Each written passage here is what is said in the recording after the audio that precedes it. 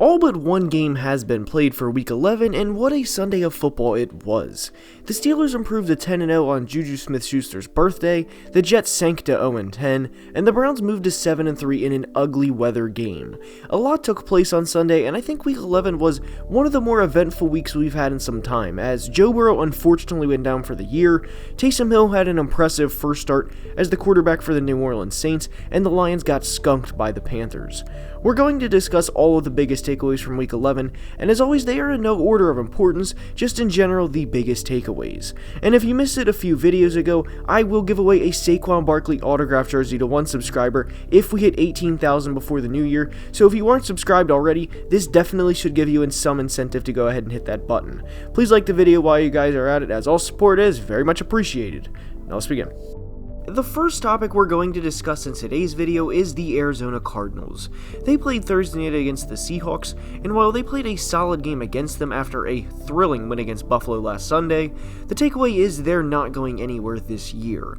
They will make the playoffs at this point with the Vikings losing, and I don't think there's any doubt about that, but they're not going to make any serious noise. Now, I want to get this clear though when discussing a young team, this is completely fine and a part of the long haul and completing the rebuild. Remember, this is a franchise that is just 730 days, which is 2 years, and really not even that many days from having Josh Rosen start games for them, so to be this far along in a rebuild is impressive in itself.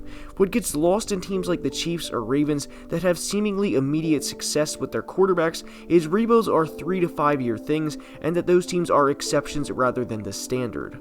The Cardinals getting to the playoffs this year will be critical for Kyler's development, and it will be very interesting to see how the Cardinals as a whole perform in January. Beating the Seahawks in Seattle would have been very nice for them to do, but it is also an incredibly tough task for any team to accomplish. The biggest thing for them is to really have a short-term memory and to knock it down after losing a tough division game, and that the future they have ahead of them is incredibly bright. Heading to Cleveland to discuss the Browns after a weather game against the Eagles. They are 7-3 on the year and are ahead of the Ravens in the playoff race and are currently in the AFC playoffs. They are 7-0 when they score at least 10 points and 0-3 when they score in single digits. They have 3 double-digit losses, and 2 of those losses were by more than 30 points to division rivals Baltimore and Pittsburgh.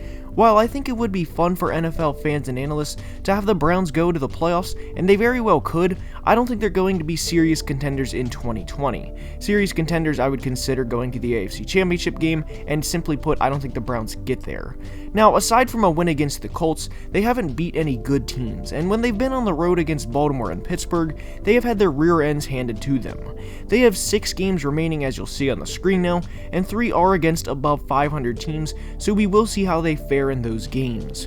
Could the Ravens game back in Week 1 be a fluke? Yes, absolutely it could be because of how both teams are playing at this moment in time, but if I had to guess what their final record would be, the Browns is, I would say they finish at 11-5. This has been a good first year with head coach Kevin Stefanski, and the future looks incredibly bright for them as Ben will be out of the division soon, so who knows what the Steelers' future has in store, and the Ravens are a mess at this moment in time. As we discussed with the Cardinals, rebuilds generally take 3 to 5 years, and this is the 3rd year with Baker Mayfield, and it should be a 10-11 win season. A competitive playoff game would be great for the team's development, and maybe if they're lucky, even a playoff win. And now we go to Denver to discuss the Dolphins-Broncos game. With Tua being benched, we of course had to discuss this in today's video, and what I would like to say is it is time to slow the roll on Tua. He lost his first career NFL game Sunday, and while he wasn't going to win every single start for the rest of his life, the hype did need to be slowed down a bit. While Joe Burrow, Tua, and Herbert can all 3 be very good quarterbacks for some time, it, from everyone in the media, myself included, needed to slow down on the 2020 class of quarterbacks. Everyone is always so quick to point to the 2004 class, which of course had Eli Manning, Ben Roethlisberger, and Philip Rivers, to try and make the next class of quarterbacks out to be those 3. This happens seemingly every draft when there's multiple quarterbacks taking the top 5 to 10 picks. In 2012 with Andrew Luck, RG3, and Ryan Tannehill is a good example. 2018 with Baker, Darnold, Allen, and Rosen in the top 10, not including Lamar because he was all the way at 32, is another good example, but what gets lost is how good the 2004 class was. It's so easy to speculate and to project how guys' careers will go, and to want them to do well, but it needs to be slowed down. Tua can still be a great NFL quarterback, don't get me wrong, but it's hard to disagree with the decision Brian Flores made on Sunday, which was to pull him. He had just 83 yards passing and was sacked 6 times in the process. If you want to say that's terrible for his development, being benched of course, and everything of that nature, then it very well could be, but it could go the other way, meaning Tua will have a new drive and a mentality of he'll never let it happen again. It was a tough Sunday for the Dolphins and their fan base, but it was a reality check for Tua on what it's like playing in the NFL. This league is incredibly tough and daunting, and will put the best players back in check after they get their confidence up. I still have the utmost confidence in Tua. I just think Sunday was a wake-up call that pretty much said, look, you're good, but don't get too far ahead of yourself too early. They play the Jets next Sunday, so it could be a game for him to get his confidence back and his 4th career NFL win. And now we go to Baltimore to discuss the Titans-Ravens game. Baltimore is now 6-4, and they play Pittsburgh on Thanksgiving night just 3 days from now, and very well could be 6-5 on Friday morning. This team is miles away from where they were a year ago, and it definitely showed on Sunday. Now, I don't want to completely discredit them and say they're horrible because, let's face it, they're not horrible. They did a good job until late in the 4th quarter stopping Derrick Henry, but then as we saw, he ran for a touchdown in overtime and called game. The Ravens failing to tackle A.J. Brown was also a big momentum shifter in the game, and it definitely came back to bite them in the end. Marquise Brown has struggled all year, and it continued on Sunday, as he had just 3 targets with 0 catches, and is on pace for 51 catches for 690 yards and just 3 touchdowns for the 2020 season. With how underwhelming he has been this year, I do think it's time to ask, is Hollywood the problem, is Lamar the problem, or are both equally at fault? Marquise had a solid rookie season in which he had nearly 600 yards and 7 touchdowns, and he didn't play a lot of the snaps, might I add that, and was a big deep threat when they needed him to be. 2020 has been a different story, and Marquise, aside from a week 1 performance where he had 100 yards, has not been good. If you take that out of the equation, he is on pace just for 48 catches for 587 yards, and simply put, that's not good for a former first-round pick that had lofty expectations. The Ravens aren't great in general, and their season is very much done. It isn't officially on to 2021 for them, as they're still mathematically alive, but they might as well be on to next year.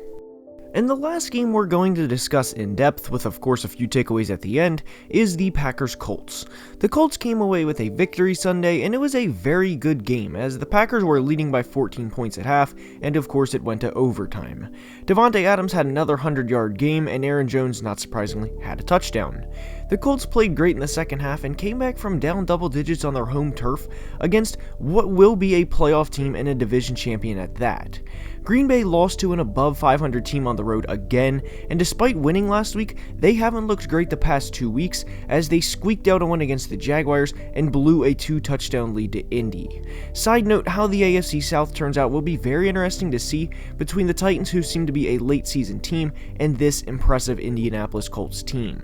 But on Sunday, the Colts outscored Green Bay in the second half and overtime with a score of 17-3, and whether you are a Packers fan or not, that is concerning in regards to their postseason outlook.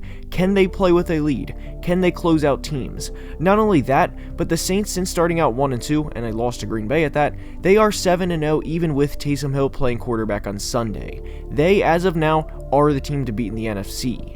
The Packers went to New Orleans once and won, and that was early in the year, and with how tough it is to beat a team twice in a year, I have serious doubts about the Packers winning the NFC at this point in time unless something seriously changes in the coming weeks.